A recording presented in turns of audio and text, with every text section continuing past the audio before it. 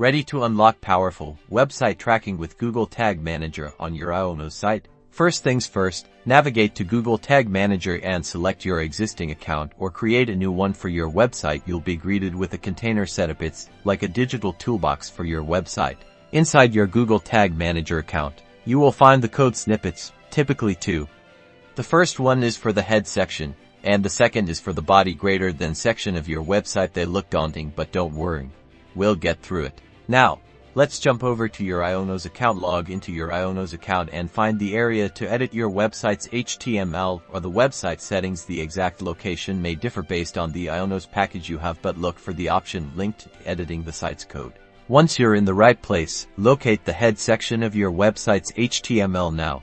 Copy the first Google Tag Manager code snippet from your Google Tag Manager account and paste it directly after the opening head tag in your Ionos HTML editor. Next, take the second code snippet, one for the body greater than section. Find the opening less than body tag in your Ionos HTML. Paste the second Google Tag Manager code as the very first bit of code inside the body greater than tag. Always double check the positioning of the tag's first code snippet in between head and less than head, and the second inside less than body greater than tag. After inserting both code snippets, save your changes. Finally, head back to your Google Tag Manager interface and test to see if everything functions correctly. Publish your container in GTM and start getting valuable data.